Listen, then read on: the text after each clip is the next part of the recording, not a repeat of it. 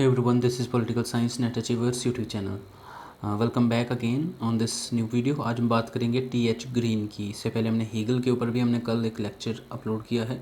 अगर आपने अभी तक वो नहीं देखा है तो आपको लिंक जो है उसका डिस्क्रिप्शन में दे दूंगा। आप एक बार उस वीडियो को भी चेक कर लीजिए, क्योंकि सारे वीडियोज़ आपके एग्ज़ाम के पॉइंट ऑफ व्यू से बहुत ज़रूरी है, राइट। तो चलिए हीगल टी.एच. ग्रीन के बारे में जो भी इंपॉर्टेंट आस्पेक्ट, एक छोटा सा चैप्टर हमने यहाँ पे बनाने की कोशिश की है।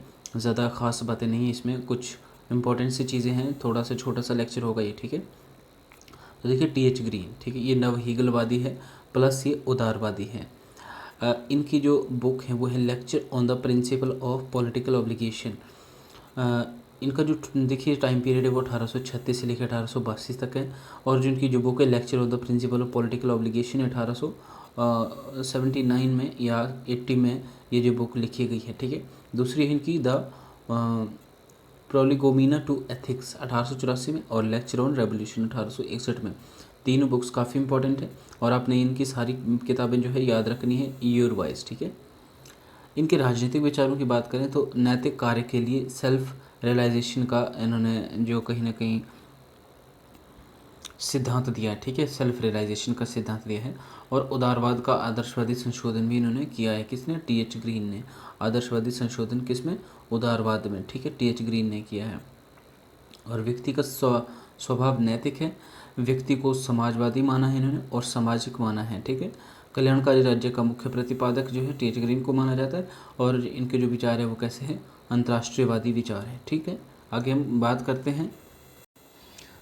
नेक्स्ट है दैट हु सेड कि आदर्शवाद का जो उदारवाद का जो आदर्शवाद में सबसे सफल संशोधन टी.एच. ग्रीन ने किया है। इस तरह की कोटेशन कई बार पूछी जा सकती है। तो किसने कहा है? ये सेवाइन ने कहा है कि जो उदारवाद है आपका उसमें जो सबसे जो सफल आदर्शवादी संशोधन है वो टी.एच. ग्रीन ने किया है। और किसके विचारों से प्रभावित था?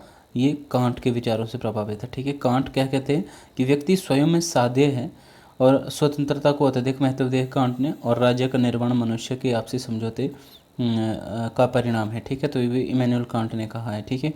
ये कोटेशन आप याद रखना, व्यक्ति स्वयं में साध्य है, ये कांट ने कहा है, ठीक है। नाउ राज्य पर विचार की बात करें, ठीक है। स्टेट पर क्या ग्रीन के विचार थे? तो राज्य न समझौते न शक्ति से बल्कि इच्छा से बना है, ठीक है। प्राकृतिक आंगिक है। प्रकृति जो है राज्य की वो कैसी है? आंगिक है, ठीक है। ऑर्गेनिक स्टेट की इन्होंने बात की है और ये इच्छा से बना है, ठीक है। राज्य का कार्य कुछ मनुष्यों के मार्ग में आने वाली बाधाओं को दूर करना है, ठीक है। राज्य का कार्य क्या है? मनुष्य के मार्ग में आने वाली कुछ बाधाओं को दूर करना है। और राज्य जो है व्यक्ति की चेतना का बाहरी स्वरूप है, ये भी इन्होंने कहा है। तभी तो उन्होंने बोला कि इच्छा का परिणाम, मतलब व्यक्ति के मन की इच्छा थी राज्य को बनाना, उनकी जो चेतना, उनके जो दिमाग में वो चीज़ आई, तो उसका जो बाहरी स्वरूप क्या है? वो राज्य था, ठीक है। नाउ नेक्स्ट क्या देखते हैं कि शक्ति नहीं बल्कि इच्छा राज्य का आधार है। राज्य आवश्यक अच्छाई है इन्होंने, ठीक है। राज्य को क्या कहा है? आवश्यक अच्छाई कहा है। और राज्य को जो है इच्छा का जो है राज्य आधार बताया, ठीक है, ठीक है। इच्छा राज्य का आधार है, ठीक है। और राज्य व्यक्ति को नैतिक नहीं बनाता बल्कि नैतिक बनने के लिए परिस्थितियाँ उपलब्ध करवाता है। तो इस तरह से भी किसने कहा है? ये टी.एच. ग्रीन ने कहा है। संप्रभुसत्ता के बारे में टी.एच. ग्रीन क्या कहते हैं कि ग्रीन के विचारों में रूसो और ऑस्टिन की संप्रभुसत्ता का मिश्रण पाया जाता है, ठीक है। किसके विचारों का? ऑस्टिन और रूसो, ठीक है। उनके जो संप्रभुसत्ता पर विचार थे उसका मिश्रण जो है इनके विचारों में पाया जाता है, ठीक है। स्वतंत्रता को लेकर कहते हैं कि मानव चेतना स्वतंत्रता चाहती है, स्वतंत्रता में अधिकार नहीं थे, अधिकार राज्य की मांग करते हैं। तो ये भी कोटेशन किसने कही है? ये टी.एच. ग्रीन ने कही, बहुत बार पूछा जाता है, ठीक है। इन्होंने सकारात्मक स्वतंत्रता की बात है, पॉजिटिव लिबर्टी की इन्होंने बात की है, ठीक है। और एक जो इम्पोर्टेंट कोटेशन है इनकी, जो हर बार पूछी जाती है कि करने योग्य व भोगने योग्य तथा साझा रूप से किए जा सकने वाले कार्यों को करना ही स्वतंत्रता है। तो किसने कहा? ये भी टी.एच. ग्रीन ने कहा है, ठीक है। अब अधिकारों को लेकर टी.एच. ग्रीन क्या कहते हैं? तो अधिकार व्यक्ति के नैतिक दावे हैं, ठीक है। इन्होंने अधिकारों को क्या कहा है? व्यक्ति के नैतिक दावे कहा है, समाज के द्वारा स्वीकृत, राज्य के द्वारा संरक्षित हो, ठीक है। इन अधिकारों को जो है किसकी स्वीकृति होनी चाहिए? समाज की स्वीकृति होनी चाहिए। और इन अधिकारों का संरक्षण कौन करेगा? राज्य करेगा, ठीक है।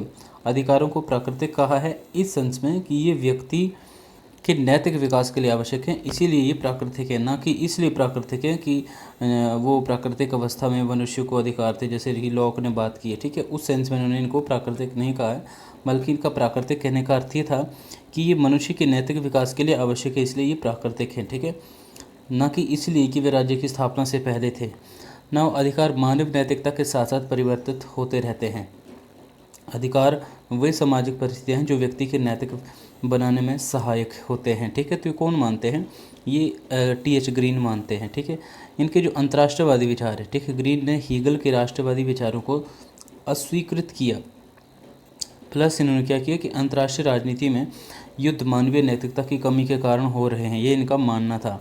ये युद्ध अपूर्ण है, मानवीय नैतिकता में पूर्ण विकास के पश्चात युद्ध स्वतः ही समाप्त हो जाएंगे, ऐसा इनका मानना था। नाउ हु सेड कि ग्रीन ने उदारवाद को नैतिक और आदर्शवाद को सभ्य बनाया है, तो वेपर ने ये कहा है। तो ये कुछ इंपॉर्टेंट फैक्ट्स थे सारे, कुछ खास नहीं था इस लेक्चर में, पर जो कुछ भी बातें थी इनके संबंध में, जैसे इनकी बुक्स होगी और इनका जो 1 2 3 कोटेशंस हैं इसमें। ठीक है, राज्य को लेकर ये क्या कहते हैं, अधिकारों के बारे में क्या कहते हैं, और संप्रभुसत्ता जो आपके रूसो और ऑस्टिन के विचारों का मिश्रण है। ठीक है, इनकी संप्रभुसत्ता का विचार।